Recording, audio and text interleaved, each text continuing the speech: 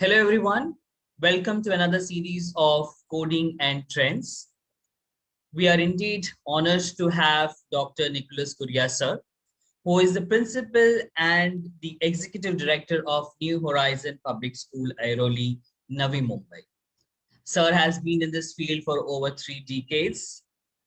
He comes with the simplicity and honesty that education always demands or requires to sustain its identity. And that is symbolized by the approach that Dr. Nicholas Correa sir has. His subject of interest has been history, which many of us as students still do not enjoy. But for him, history is something that always makes his mind work much faster with the kind of information that has to be stored. And it's kind of a data that he enjoys to relate with history. We will get to know a lot more about his interest, why he loves history, and how he enjoys and uses it in today's work space also in a short while. So welcome, sir. Thank you so much for your time. Thank you so much. To begin with, as we suggested in the beginning, the program is Coding and Trends. Let me ask you a simple question. We want to understand from you, what do you think coding is, and also want to understand what you think people interpret coding as. A common man thinks coding to be. I think with the rise of artificial intelligence and also with the advance of fourth industrial revolution, that is in IT and communication and artificial intelligence, coding has become very popular. Maybe in the mind of the common man, it is on the lips of it's on the tip of their lips. And also, there is also a lot of misconception about coding. A common man would say, I think if I say from common man, coding is, they would say it is a language of computers or electronic devices.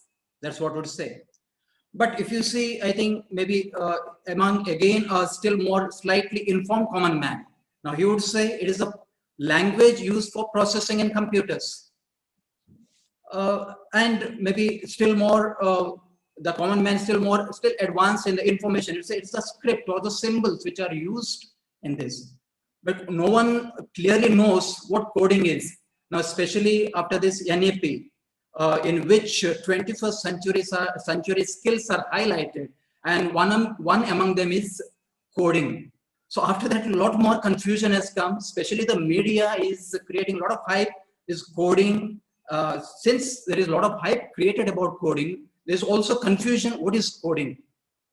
It's nothing but, it's another language. It is a language used in the form of simple, maybe symbols. It is used, maybe the language which we speak is something slightly different, but it's a computer language. It's another language. That's what I can call it. So we spoke about NEP a little, that, NEP has introduced this subject. So coming to NEP, you definitely have been speaking at a lot of forums about national education policy and helping people understand the dynamics of it. Can you help our audiences also to understand, especially when it comes to teachers and parents, what NEP brings for them? Let's go back to a little bit of history. I think the previous national education policy was introduced in 1986, which was revised in 1992. And prior to that, it was in 1968. So it's after more than 3 decades, a new education policy has come. 1986, if you just see the technology, science, and the communication was not developed so much. So that policy was introduced or developed in a time when technology was not the core. But over a period of time, in these 3 decades, a lot of changes have taken place. But still, our core is in that education policy. So it was very necessary to bring new education policy, bring these new skills, and make also people aware about this, and make the education sector get equipped with the changes, so that our generation, our children, when they come in the when they complete the education and when they start their career, so they are not lost. So they are well equipped to face an interview or get a job. So they have got necessary job skills. If you go as per old one, I think definitely, I don't say it is bad because it is outdated, because it was done at a time, introduced in a time when the current scenario was not visualized then. I feel it is apt. I think the skills which are introduced, I think 21st century skills which are made core of, I think, this NEP, I feel very happy about this. And if it is implemented in a right way and aptly, I don't think our children would lag behind. So do you think, sir, what I understand from your answer is that the new policy is able to bridge the gap between the learning and the industry requirement? Is it filling that gap? Is that what you're trying to tell us? Yes, in a way we can say that. Now, if you see this in this policy, now they have introduced certain changes, especially in the structure of education. I'll not get into that right now. Let me stick to your question. So if you see in the lower classes, they have got work experience. Earlier also it was work experience was there. It was part, I think, part one of their what you call vocational learning. So if you get into middle school, like 6th to 8th, there is a pre-vocational courses which are made mandatory. I think almost around 10 hours are made mandatory in a year. And grade 9th to 12th, there are vocational courses which every child has to take. So now definitely through vocational courses, we are preparing children to the job market. We are preparing them for the jobs. We are preparing them for the future. So this preparation is being happening now. I think if it is implemented in the right spirit from the school days itself, from pre-primary itself. So we'll not be preparing children once their formal education is completed. That's what is happening right now. So we can easily say that earlier children had to take the formal education, plus they had to invest a lot of time, energy, and money in terms of equipping themselves with some more skills, which will now be taken care of in NEP through the policy that it has come. Work experience, as you said, has been emphasized much more in professional colleges. Doing it earlier, is it going to burden our children with a lot more studies, or is it actually going to help them enjoy the entire process? That's why, like, what we need to understand a little bit of curriculum. Now, if you look at the current curriculum, and if you see the new vocational education is being introduced, then it's a burden. But the new education policy says the curriculum need to be reduced and focus should be more on hands-on activities and practical work. And it's not more towards examination oriented and marks oriented, rather skill oriented. So since the syllabus is going to be reduced, the new national curriculum framework is, I think, in the pipeline. It is going to come shortly. Once I think that national curriculum framework is out, we'll come to know what is the curriculum for the school children from pre-primary to 12th. And I think NCERT is going to work on this and going to reduce the curriculum and focus on the job skills, focus on learning skills, and make child's learning fun. I don't think vocational education will become burden if the curriculum is reduced and necessary skills are introduced in the form of vocational education. It would be always a fun. Right. So we in the beginning said that your core subject is history. So let me come to that. My question is very basic, very simple, but I think the answer will help our students to love history. The question is that how did you find it interesting? How does it help you? And how did it help you both as a student and today as a professional? History, if you see today, it is the most hated subject among the children. I don't blame the children because history is not given importance today because they think that is learning of facts and dates. It's not so. The very idea of teaching history has gone wrong somewhere. So we need to reinvent a mechanism or a matrix where we can create interest in history. What is grandma's stories? It is part of history. Maybe grandma teaches, gives us the stories from Jataka tales or maybe from some traditional epics. Grandma teaches those stories. Now, grandma doesn't know history, the formal history, but in a way, she teaches history. So, best way to teach history is teaching children story. And this teaching stories doesn't help only history. It helps in mathematics, it helps in science, it helps in languages, it helps teaching every subject. So in a way, history will help all subjects. If you go back to science, science has its own history. If you go to mathematics, it has got its own history. If you do not understand history of mathematics, definitely will not know what is the use of the current trend of mathematics which is used in our classroom, or those formulas which are learned in the classroom, why we are using. Now, who invented, who introduced, why it was done, in what conditions it was done. Now, for that, children need to get into history. So it is fun. So once they get into that, yes, they learn even their formula. And in the meantime, they learn those stories. Stories are always interesting. So we should not give just facts. Today, maybe because of examination-oriented system of education, children are looking for marks. Since children are looking for marks, so we create question banks. Now those question banks are becoming only facts and dates. So that's why children are losing interest. So if this vocational education is being introduced, that would become another project. History itself is a big project.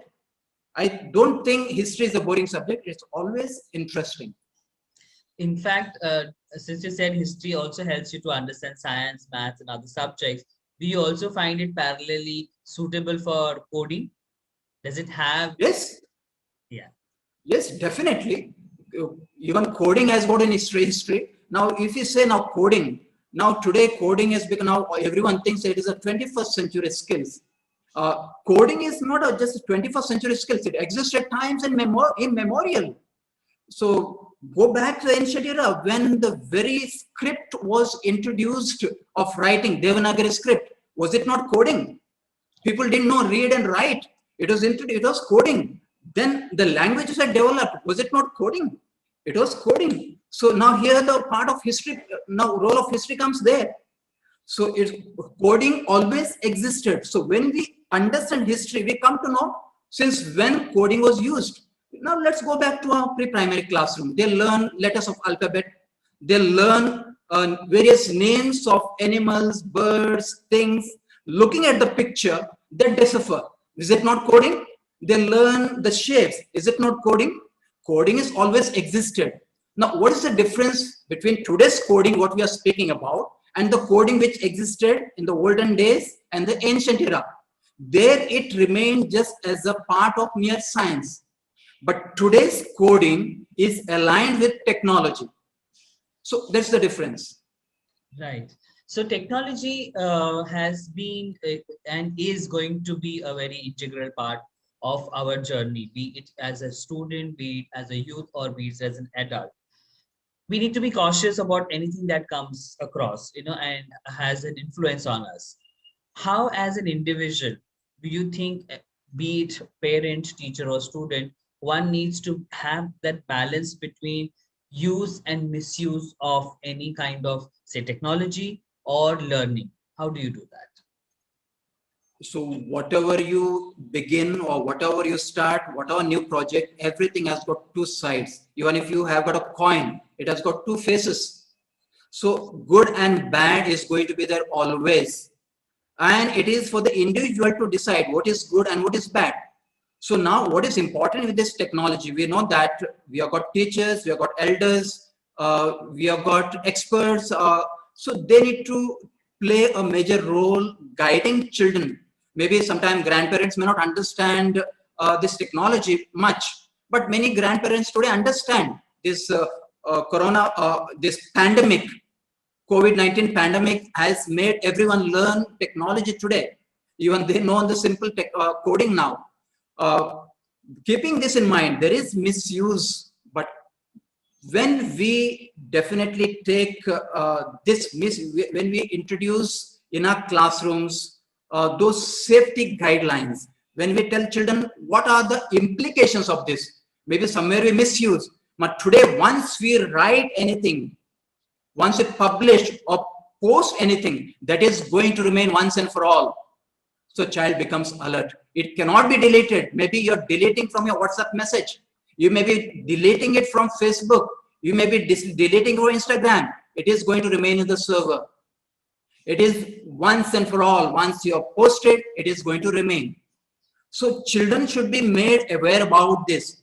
Once they are aware the implications of this, so definitely the misuse over a period of time would reduce. So it comes mainly because the children sometimes, I don't say children have got always that certain sort of mischief. I don't say it is something, this mischief is something to do wrong with everyone. Maybe there are section of children maybe doing it with bad intention, but it's not so with everyone. Others are doing it for fun. They experiment. So once our education gives them platform for experimentation, gives them chance for inquiry. But today, curriculum doesn't do that. Curriculum encourages that, but we do not have time to do that because we are burdened with so much of curriculum. The new education policy reduces that curriculum. As asked to reduce the curriculum, definitely children will have more time for inquiry-based study. So definitely such information would be always available at their steps. And there are people to guide them. Absolutely, absolutely. You earlier spoke about 21st century skills. What are the humane skills or values that are very significant in today's time in all aspects, and also if they are equally important for learning coding? What do you think? Which human values are important? Because base of everything is human values. Technology is not the end, it is a means. So Yes. what is the aim? Our aim is to become good human beings, constructive citizens. We can be useful to our society, to our country, what we can do for humanity. That's what our basic purpose is. Why coding has come? The coding has come as a means to help, what you call, to do something. So these are all means. So means cannot be considered as an end. So human values are very, very important. A grandfather or grandmother who does not know technology does not mean that she's outdated. The values she is giving are very, very crucial. They are very important. They are more important than technology.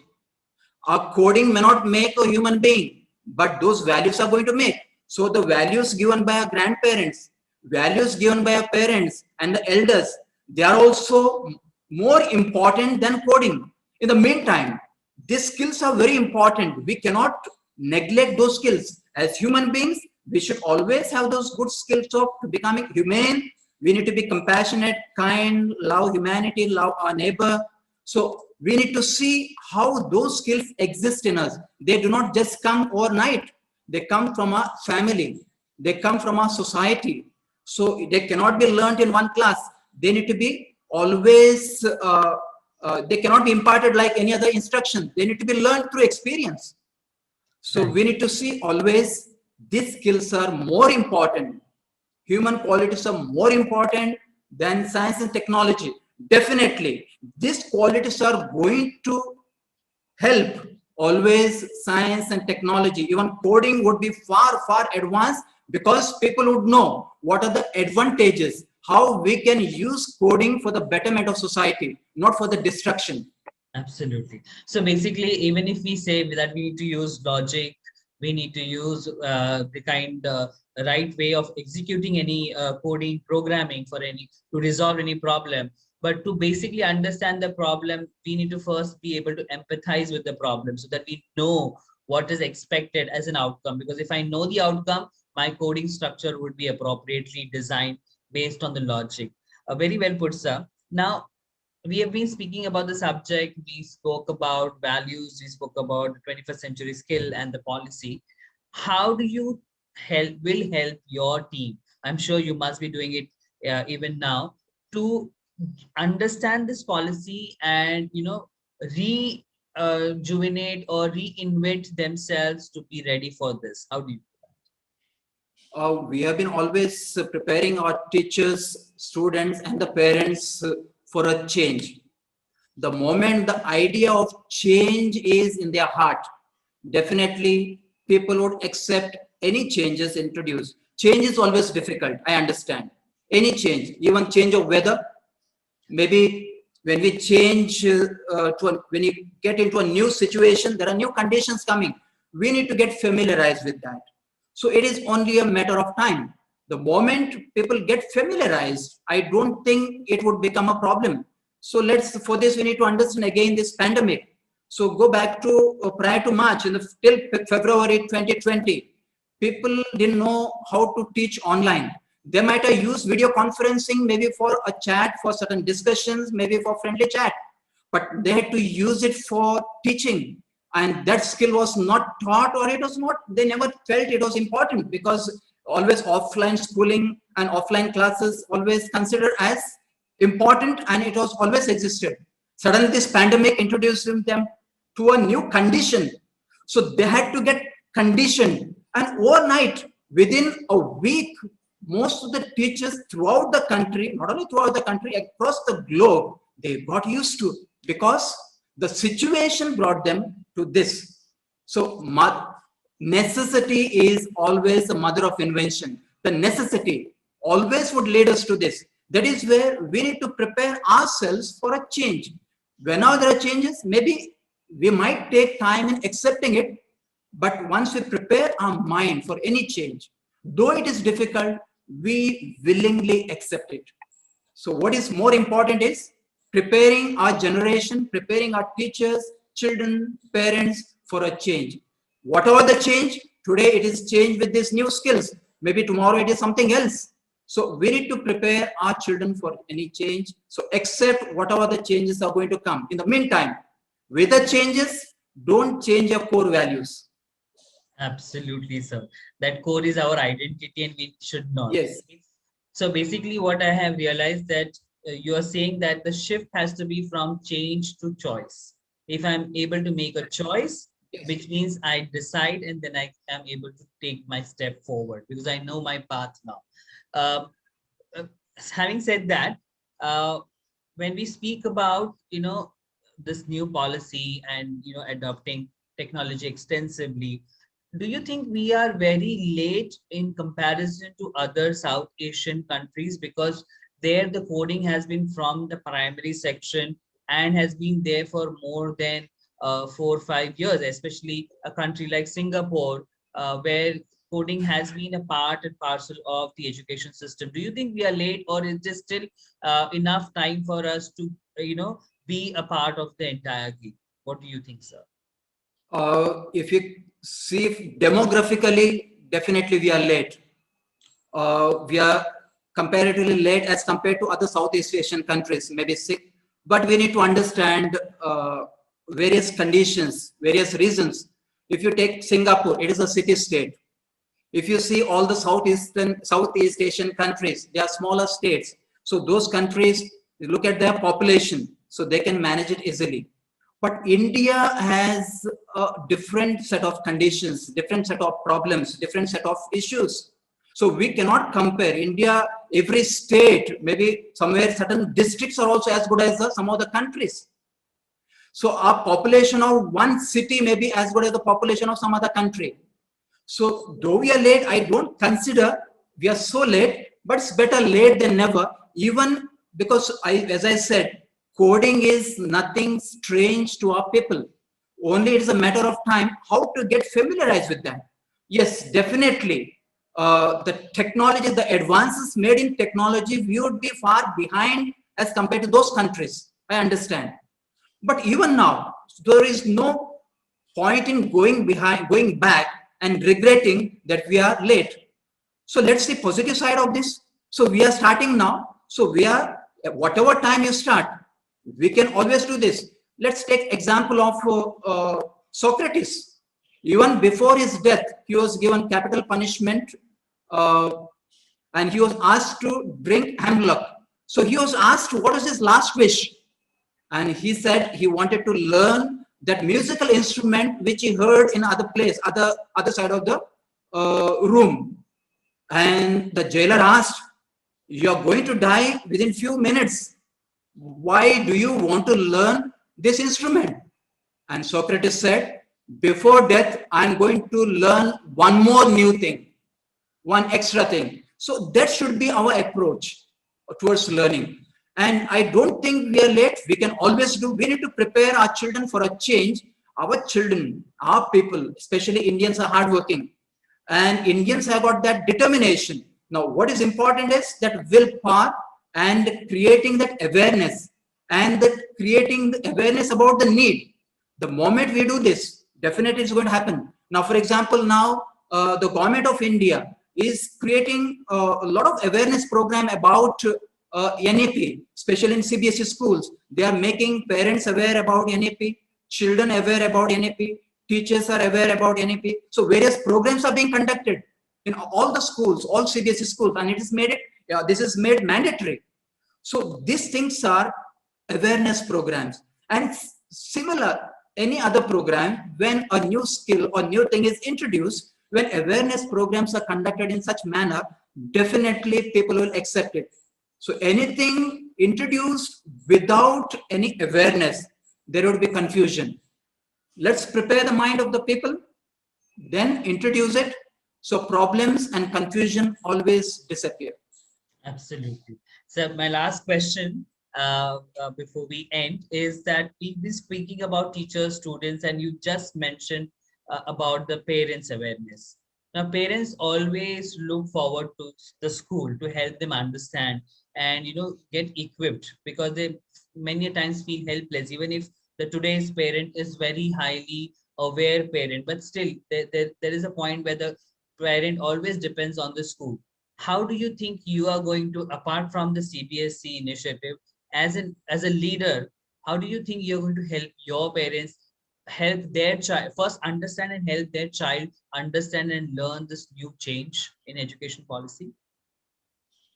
As I said, like we conduct various orientation programs for our parents, whether it is for NEP or about our school program or about school calendar, what is happening in our school. We always conduct a orientation program in the beginning of the year so that parents are aware what is happening in the school. So this awareness program always helps the parents. So even in our school, now we are preparing the teachers how to prepare the children and the parents of their respective grade. So when they speak about, even they have got PTIs. So during PTIs, so teachers are also going to speak to them about these new changes, maybe about NEP, not only about NEP, even other new changes which are going to come in our curriculum. So as a leader, as a school leader, as an educationist, I always feel prepare your teachers. So once teachers are prepared, because ultimately they are the ones who are in touch with the parents and the students directly and always. So they need to be prepared well. As a leader, I feel teachers need to be prepared well. And secondly, when we conduct these orientation programs in the beginning of the year or whenever certain new things are introduced, so that confusion also disappears. So parents always accept those changes easily and they feel it is for the good of the nation, good of their own children. So those changes, they will not be reluctant to accept those changes. This is how I look at introducing changes, and this is how we do in our school. Yeah.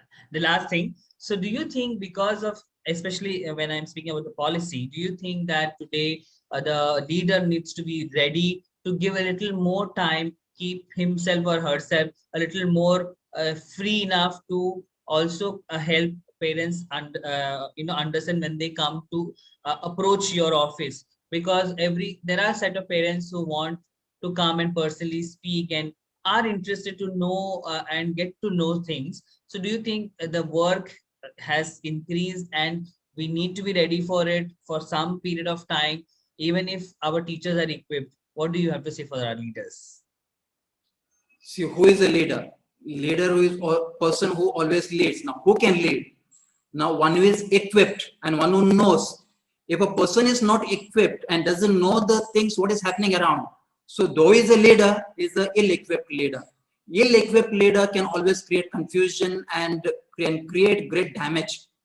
So it is always good one prepares himself. So no leader can say that I have no time. There is time. So we need to make time. We need to see what is happening around the world.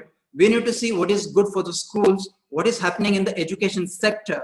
So it is the duty of the educationist, it's a duty of the educational leader, especially the principals, to know what is happening not only within the country, but across the globe in the education sector, so that we can have a comparison where we stand. This comparison not to look down ourselves, but a comparison to improve ourselves, so that we always know, okay, here we stand, these are the goals, so what we need to achieve. So achieving our goals becomes easy. So outcome would be easily achieved. So once we prepare ourselves. So I don't think the leader does not have time. Yeah, definitely, as compared to earlier days, leader had to read and one is to get the information. Today, just reading does not give information. So you need to learn, relearn, some things unlearn. So you need to find out what is right for you, what is not right. So that analysis takes a lot of time. In the whatever the new things come, initially one has to prepare, one has to give time. Then over a period of time, you are equipped, you are familiar with the things, then I don't think you are using so much of time that you can use your time in development. But initial stages, one has to spend time. Absolutely, sir. Thank you so much, sir. I thank Open Forum for Principals as well as Topper for giving us this opportunity. It was indeed a pleasure to listen to you, sir. We can actually go on and on. There are so many questions coming up, but because of time constraint, we'll have to end it here. But nevertheless, I'll be coming back to you for our viewers to know more, especially for our educators through various forums and seek your guidance on education and how to go about it. Thank you so much, sir. Thank you, Girish ji. It was wonderful being here. And I also thank you for giving me this opportunity to reach out to people, to reach out to other educationists, parents, teachers, and everyone. God bless you all. Thank you, sir. Thank you.